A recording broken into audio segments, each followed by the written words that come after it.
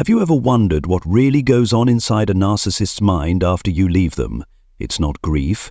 It's not remorse. It's not sadness like the pain you felt. What unfolds is a chilling psychological unraveling, from playing the eternal victim to launching a smear campaign, from trying to hoover you back in to turning everyone against you. In today's video, you'll uncover the 6 disturbing stages a narcissist goes through when they lose their primary source of supply, you. But make no mistake, this isn't the story of a broken heart. It's the blueprint of a calculated war for control. You might think you've escaped, but to them, you're not a person. You're a lost resource. And when that happens, they don't collapse, they retaliate. They craft elaborate lies, flaunt their new supply online to hurt you, send cryptic messages at midnight just to pull you back into the emotional prison you fought to escape. And when none of that works, they turn you into the villain of their twisted narrative and make sure everyone hears it. This video isn't about hate. It's about clarity, helping you see what hides behind the narcissist's mask. If you're on the path of recovery from narcissistic abuse, watch until the end, because what you're about to hear may forever change the way you see silence, detachment, and your own powerful rebirth. Don't forget to subscribe to this channel so you won't miss any deep, healing, and empowering content on narcissistic abuse and taking back your power. Stage 1. When the narcissist becomes the eternal victim. The moment you walk out of the relationship, something strange, yet all too familiar, begins to unfold. The person who once controlled, manipulated, and emotionally drained you suddenly becomes the most pitiful, wounded soul on earth. They can't accept the reality that you left. In their distorted world, your departure could never be the consequence of your pain. No, to them it must be betrayal, selfishness, or some twisted form of cruelty. And so they rewrite the entire story. You, once a loving and loyal partner who endured far more than you ever should have, are now painted as the abuser, the villain, the heartless one. Every detail gets twisted, not to reflect truth, but to protect their fragile, injured ego. She was so controlling. She alienated me from my children. She abandoned me. She broke me. They repeat this story to anyone willing to listen, friends, co-workers, strangers online, and each time the message is clear. I'm the victim. They're the bad guy. But here's the disturbing twist. They believe their own lies. Why? Because narcissists are experts at self-gaslighting. They convince themselves they were wronged, so they never have to face the painful truth. They were the reason you left. And the pain they feel? It's not about losing you, it's about losing control. This is what's called a narcissistic injury, a brutal hit to their inflated self-image. And to soothe that injury, they need a narrative where they're innocent, misunderstood, and wounded, while you're the monster. They might even weaponize parenthood, claiming they miss the children, that you're keeping them apart, when in reality they never showed up emotionally when they had the chance. They'll say anything to gain sympathy. They'll accuse you of cheating, of being crazy, of destroying their life. But they'll never mention the nights they yelled at you, the silent treatment, the manipulation, or the emotional torment you endured. Truth has no place in their story, only what makes them look good. And here's what makes this stage so dangerous. People who don't understand narcissistic abuse often fall for it. They believe the tears, they feel sorry for the narcissist, and in doing so, they unknowingly become tools in the narcissist's new campaign for control. But make no mistake, this victimhood isn't grief, it's strategy. It's how the narcissist recruits flying monkeys. It's how they rebuild their sense of power. They want the world to see them as the poor, broken one, and you as the heartless traitor. If you're currently witnessing this stage, stay grounded in your truth. You don't need to argue. You don't need to explain. Time exposes what manipulation tries to bury, and your silence? That's what begins to unravel their entire performance. Because what narcissists fear most isn't your departure, it's that you leave quietly, without leaving space for them to fill with lies. Stage 2. When the narcissist tries to make you jealous. When their "I'm the victim" story isn't enough to pull you back in, the narcissist moves on to their next strategy, striking directly at your deepest emotional wound, the pain of being replaced. You might have once been their whole world, but just days, sometimes even hours after you walk away, they suddenly emerge with a new love. Radiant, romantic, and public on social media, couple photos, loving captions, tropical getaways, candlelit dinners. All of it posted loudly and intentionally, not because they're genuinely happy, but because they know you're watching, and they want to make absolutely sure it hurts. Narcissists don't fall in love deeply, they use people as tools. When they lose their main supply, you, they need to prove to themselves and the world that they're still wanted, still desirable. Because for them, worth doesn't come from within, it comes from how many eyes are admiring them, so they quickly find a replacement. Not for love, but for ego repair, and that new person, tragically, becomes just another weapon in the emotional war against you, for whom we are they. Are they doing all the things I once begged for, but with someone new, was I kept a secret, and now they're showing this new person off to the world? Was I never good enough? That's exactly what they want you to ask. They want you to question your worth. They want you to feel like you lost, like you were never enough. They want to trap you back into the same painful spiral you tried so hard to escape, only this time, from the outside looking in. Oh, don't be fooled. This isn't love. It's performance, a personal PR campaign meant to spark jealousy, emotional chaos, and, ultimately, to pull you back into the toxic cycle. Sometimes they'll even throw out vague signals, a casual "how are you" text, a story with a song they know reminds you of them, or accidentally showing up at a place you both used to go. Every move is calculated to evoke emotion, because when you still react, they still have power. But if you don't react, they'll escalate.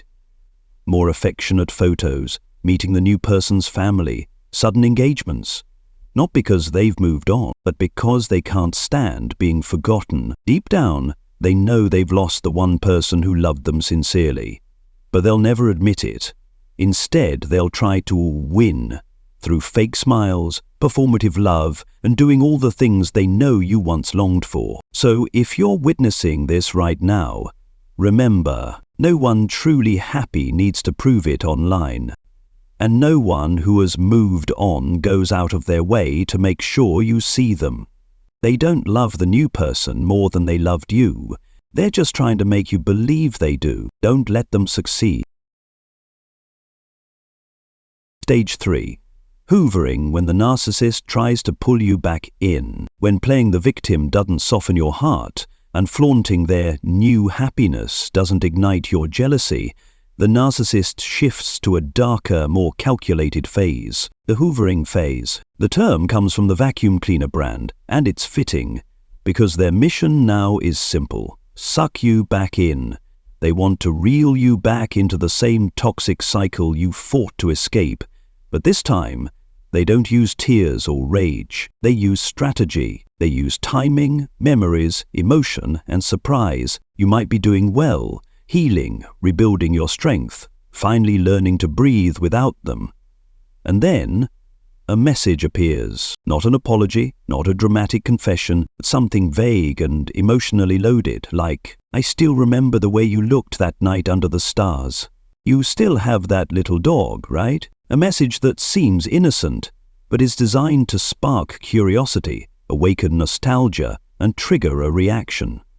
Or maybe it's your birthday, your anniversary, or even the exact day you once broke down in front of them, when suddenly you get a text, a missed call, or a blank message that simply says, "Hey," not because they want to make things right, but because they can't handle the fact that you've moved on. The longer you stay silent, the more they panic. For narcissists, losing control is the ultimate collapse. They can't bear the thought that they no longer live rent-free in your mind. So they bait you in the most subtle, manipulative ways they know how. At this point, they may switch tones entirely, from distant to caring, from cruel to tender. I messed up. I didn't appreciate you. We had something beautiful. Don't you remember? I've changed. I'm getting help now. This is where many people break.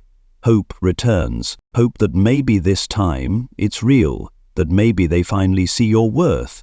But this isn't a reconciliation. It's a trap, a dangerous one because it wears the mask of healing. If you return during this stage, the cycle will begin again, but this time it'll be more subtle, more deceptive, and more emotionally devastating, because now you'll also be questioning your own intuition, the one thing you worked so hard to reclaim. Remember, a narcissist isn't looking to heal with you, they're looking for your submission.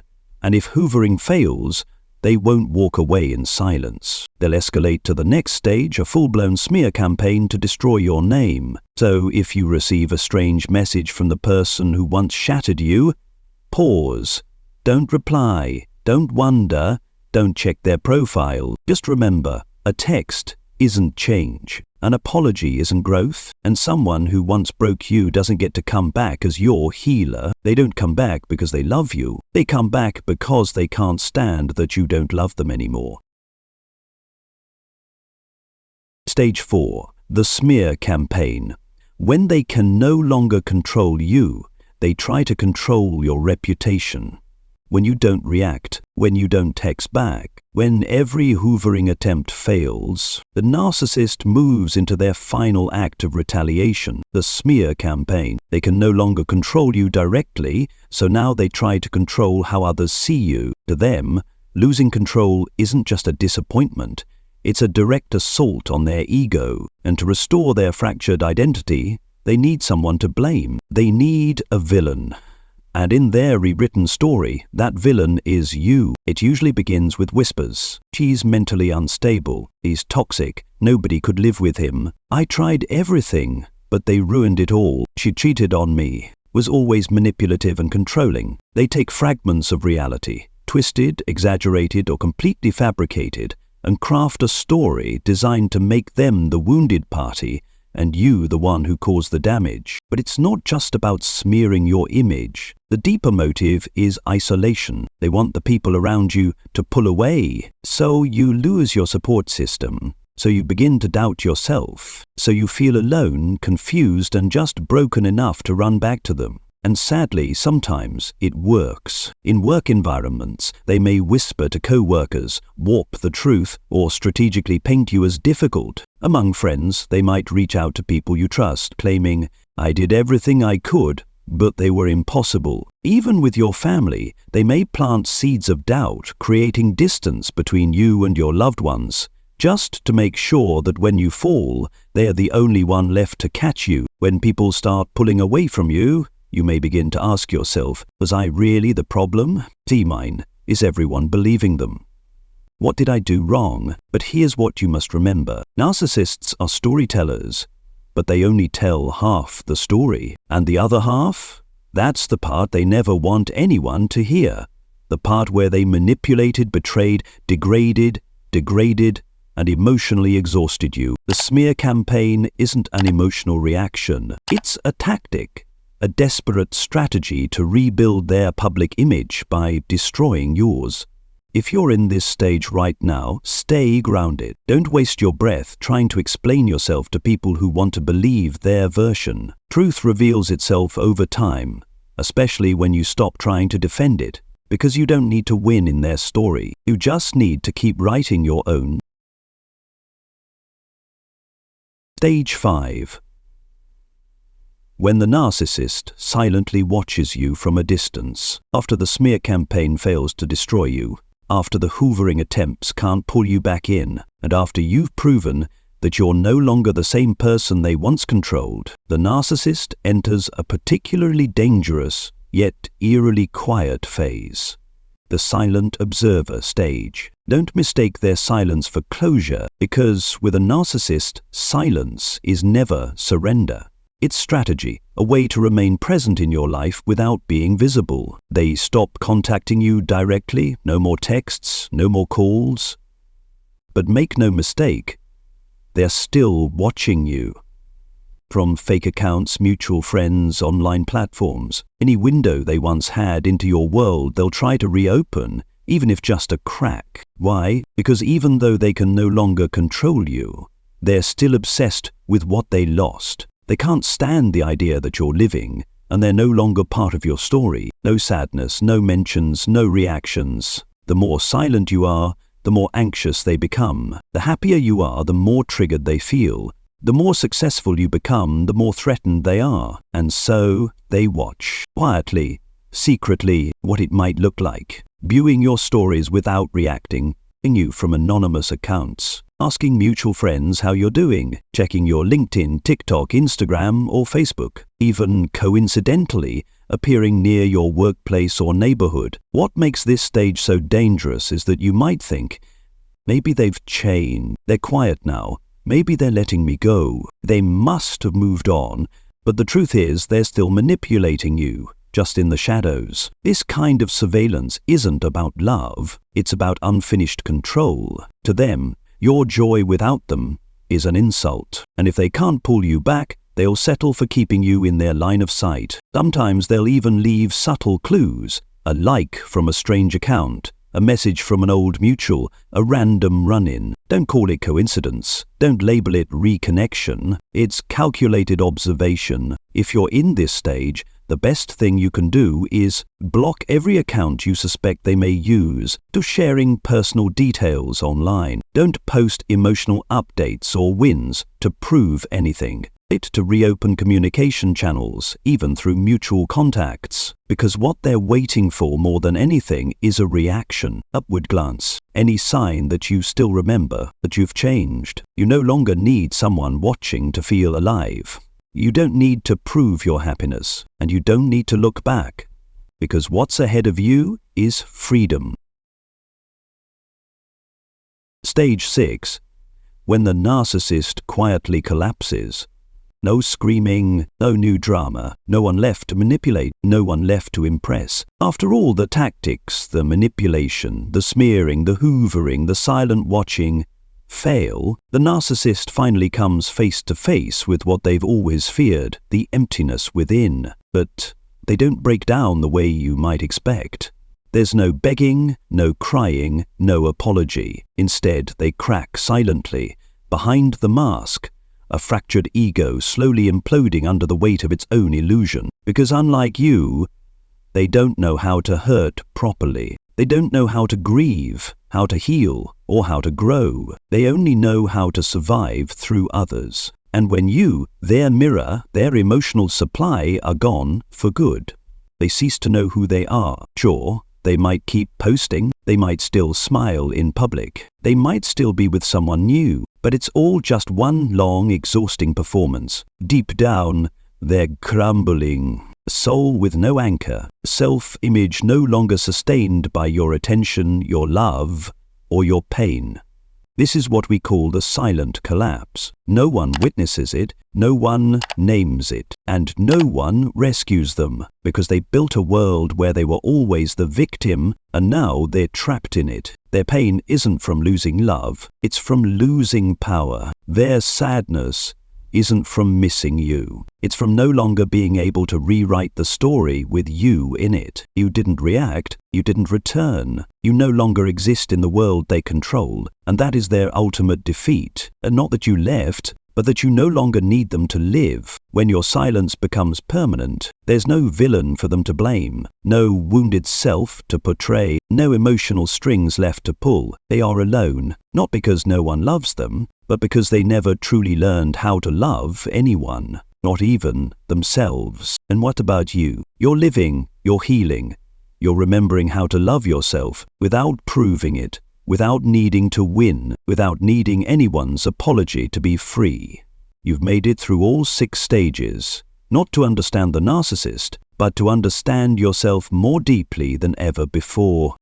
So if you find yourself here, at the final stage, don't look back. They're no longer following, and the freedom you now embody is something they may never touch. So now you've seen the 6 stages a narcissist quietly and chaotically descends into after you leave.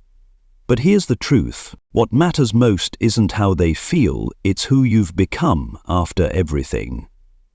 You didn't break, you didn't go back. You no longer seek validation from someone who never truly saw your worth. They may keep performing, manipulating, or playing the victim, but you chose truth. You chose conscious silence. You chose yourself. If you've reached this final stage, where no explanation is needed, no reaction is given, and no guilt remains, then congratulations, you are no longer a victim. You are a survivor, and more than that, you are reborn. If this video helped you gain clarity or strength, please subscribe, turn on notifications, and share it with someone who needs this truth. Because the more we understand narcissists, the less power they have over us, and the more space we create for healing and peace. See you in the next video, where we don't just talk about surviving narcissistic abuse, we talk about rising above it.